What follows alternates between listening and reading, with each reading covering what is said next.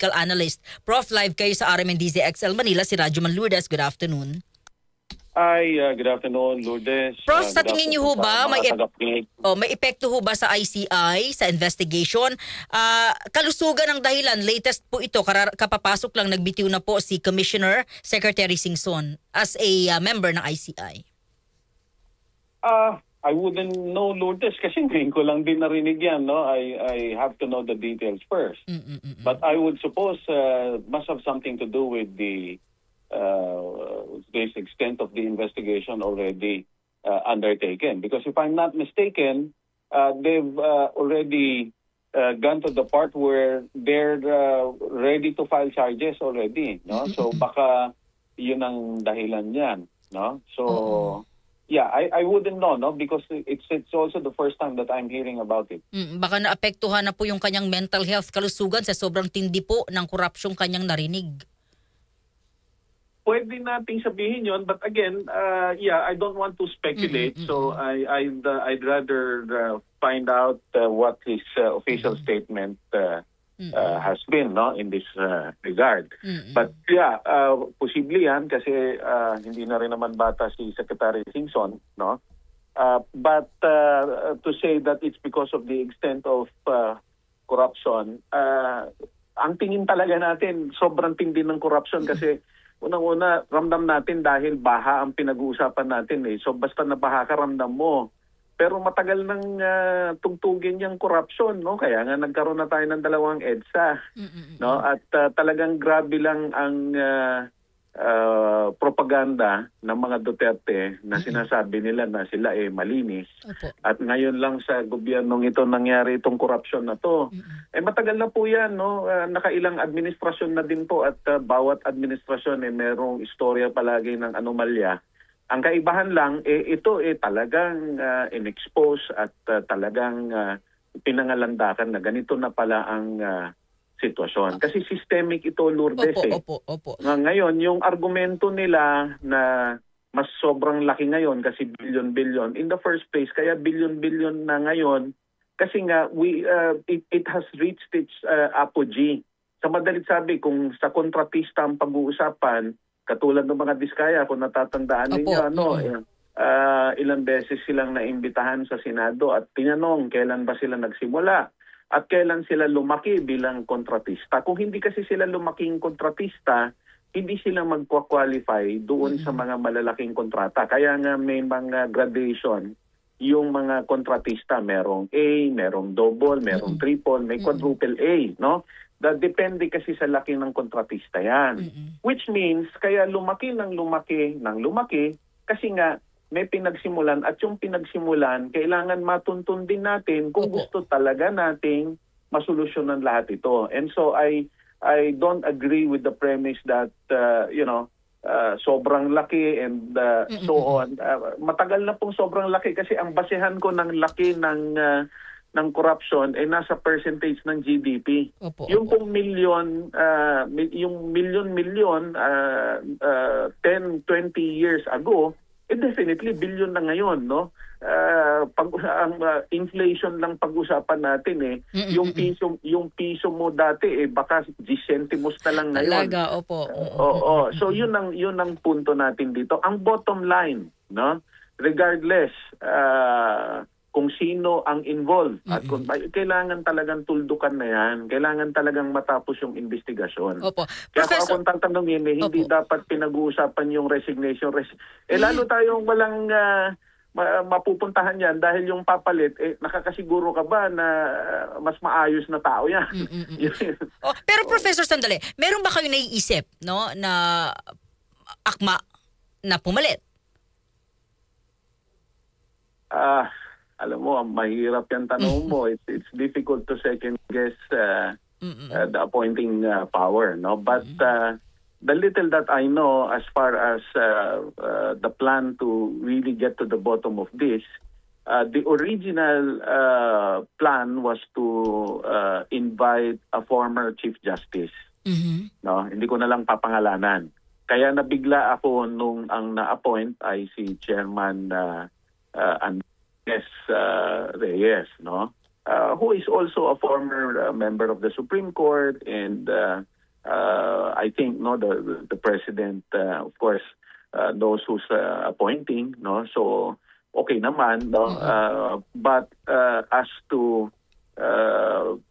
recommend or figure out who can take the place of Secretary Singson, medyo mahirap, no? Maganda yung si Secretary Singson kasi nung panahon nila na-establish na yung mga indicators, no, that will allow the assessment and monitoring of ongoing projects na tinanggal lahat nung nakaraang administrasyon. Professor, ano po ang inyong masasabi sa ICI live streaming? Nakita na po ninyo, nasimulan na ho, though kanina may mga humirit ng executive session kasi mabubuli sila, threat sa family po. Pero ano po inyong masasabi? Satisfied ho ba kayo sa ganon? I will go back to the interview of Mayor Benji when he left the ICI, no? And even when Mayor Benji left the ICI, he was interviewed and he was asked what his assessment of ICI is. And his answer, the way I remember it, is that he thinks that the process that the ICI has been following is above board. And if you remember, nung time na yon, hindi pa nga televised, no? Hindi pa open sa publiko yung proseso ng ICI. At kaya siya tinanong kung satisfied siya sa proseso ng ICI. At siya mismo ang nagsabi, in fact, uma-attend pa din siya regularly kasi naniniwala siya na tama naman yung direksyon ng ICI. Personally, I wouldn't know, Lourdes. Again, ayokong manghula, no? Hindi naman ako katulad ng ibang analyst na alam ko lahat ng sagot. Ang tawag dito, I've never sat nor observed in the process of the ICI, and perhaps it is also best to ask for comments, no? A trial lawyer for that purpose. But so far, yung mga komento, no, lalo na ni Mayor Benji, wala naman ako narinig na negative na comment ni Mayor Benji sa ICI other than yung feeling niya pinag-initan siya nung time na nandun siya, no? So I suppose, no, okay naman yung proseso ng ICI. Talagang matagal ang paglilitis dito, Lourdes, no? At yun ang isang rason kung bakit nakakainis itong alam mo, talagang panggugulo na lang itong ginagawa ng grupo ng mga Duterte kasi ang gusto lang talaga nilang mangyari pumalit sila sa pwesto. Yun lang naman yan eh. At hindi natin maitatanggi that whether we like it or not. At ngayon, naglalabasan na. Nung una, kakaunti lang kami nagsasabi na merong impluensya ang China dito, no? Walang naniniwala. Pero ngayon, unti-unti, lumalabas na meron pala talagang ganong ayuda o meron talagang ganong impluensya. So, what I'm trying to say here is kailangang tingnan nating mabuti itong patuloy na pag-iimbestiga ng ICI at dapat natuto na tayo doon sa Napoles at saka yung Pharmaly. Nako, talagang nakakabuisit yung Pharmaly. Pandemic na, ninakawan pa tayo, no? Pero parang nawala na lang, parang bula. So, my point is, I'm sure the President knows that the investigation really has to come up with something more definitive. Hindi na pwede yung resulta katulad nung kay Napoles na biglang napawalang sala pa yung mga principal, no? So kailangan matapos ito ng maayos, and then from there we introduce systemic changes, Lourdes. Huling-huli, no? Pasensya na, okay lang po. Yung systemic changes na pinag-uusapan, simulan dyan sa DPWH kasi alam mo, bukod tangi yung ahensyang yan na magbabayad ng mga kontraktor in cash, no? Siguro maganda matanong ninyo yung mga ibang nagkaroon na rin naman ng kontrata o may kontrata sa gobyerno. What I know is that contractors or consultants are paid by way of checks or bank transfers. Alam mo, importante yung ganong proseso kasi meron kang paper trail, no? Itong mga taga DPWH, bukod tangi, cash ang binibigay nila. Kaya nga, hindi, alam mo, yun ang rason kung bakit may ibang mga senador bigla-biglang safe na, ganon kagad yung kanilang latag, no? Kasi hindi naman talaga sila yung personal na tumatanggap, kaya nga uso yung bagman. So dapat ipagbawal yung ganyang klase ng transaksyon. Dapat ang bayaran ng mga kontratista ay kung hindi cheque, bank transfer para merong paper trail. Kasi kung ganyan, Lourdes, magiging dependent lang talaga tayo sa witnesses. Yung witnesses, pag kinausap mo na yan at nabigyan mo na yan, tapos na. Kasi lalo na't napakatagal ng paglilitis. Tingnan mo yung mga nangyari kay Napoles. No, ano ba ito, assistant ng isang senator, namatay na't lahat sa kulungan, no? Parang ang lumalabas malinis pa yung principal nila, no? So this is really very disheartening as far as the kind of setup we have. We don't have a functioning political system, really. Pero Professor, sa inyo po, dapat bang may live streaming o wag na lang kung puro executive session na rin lang? May limitation kasi, Lourdes, kasi lalong-lalo na kayo na rin nga ang may sabi, sobrang tindi ng extent nitong nangyayari. So hindi natin maiiwasan na merong hesitation, lalong-lalo na kung witness ang nakausap. So hindi yan magsasalita kung nakalatag yan sa buong madla. So kaya nga kinote ko si Mayor Benji kasi inexplain ni Mayor Benji na may mga pagkakataon talaga, whether we like it or not, it has to be executive session because we also have to consider carefully, no, the security of all those who are who will be asked to answer questions, no, especially witnesses. Otherwise, they will not cooperate because for obvious reasons, they will secure themselves first, no, before anything. Opo. Ito po sa ibang tanong, ano po ang inyong masasabi? Ito ho ba ay dapat at patuloy na magtago, tanggalan ng sweldo? Ito pong sitwasyon ngayon ni Senator Bato de la Rosa. Alam mo kung ganyan siya, I don't know kung mananalo pa yan, no?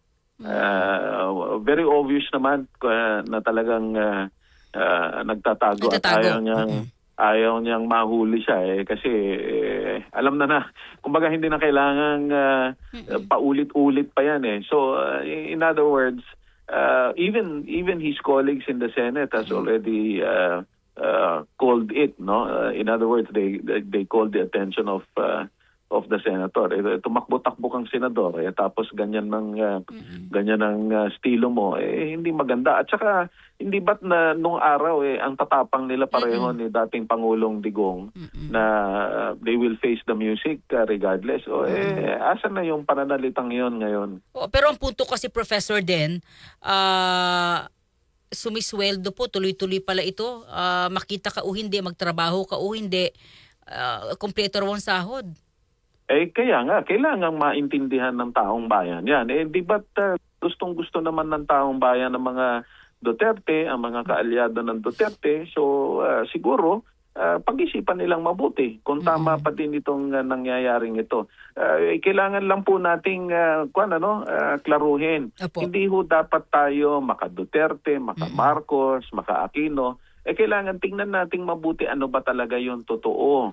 Kasi kung bago pa man dumating doon sa mga facts and figures, in other words, those concrete evidences that will allow us to make the right decisions, meron na tayo kagad husga na malinis itong taong ito at mali itong taong to, wala ho tayong mararating.